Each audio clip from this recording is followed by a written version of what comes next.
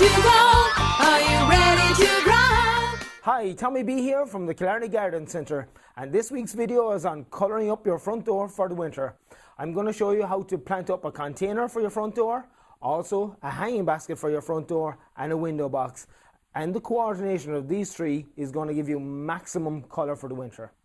The colours that I'd like to concentrate are nice warm colours, so that when you're going in and out of your door over the winter, we're going to get that nice warm visual effect.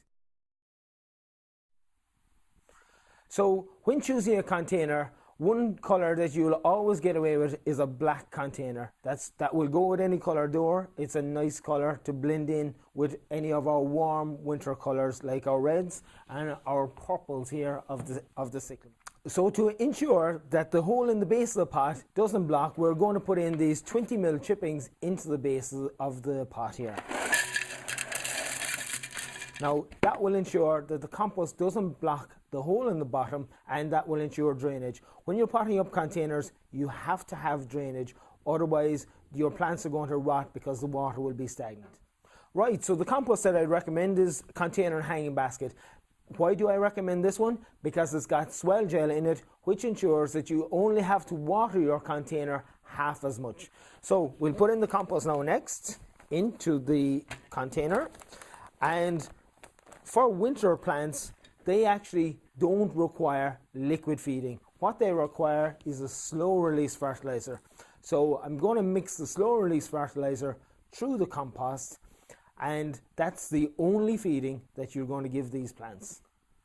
So we're going to fill up this container almost to the top, and what you're then looking at is you're looking at what plant you're going to put in the middle of your container, which is going to be your focal plant. So we're nearly there now with the compost. So we're nearly there, and we practically fill our container almost to the top. Then at this point, what we're going to do is we're going to put in our granules, our slow release granules. And on the back of this, depending on what container you use, it'll tell you how many spoons to use in your container. So this is the slow release compost. The difference between this and liquid feeding is it releases over several months. Liquid feeding would tend to release over a couple of days. So by putting this in, our plants will get a slow, steady feed for the winter, but it's not going to create soft plants for the winter, because if you have soft plants over the winter, any cold weather is going to affect them adversely.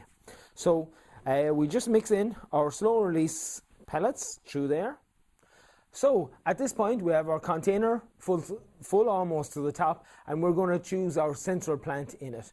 Now this year we're concentrating on a nice warm central plant. So one of the plants that I would recommend is this little beauty here called Cupressus Goldcrest. So it's a nice golden colour, so we can place him in the centre of the container.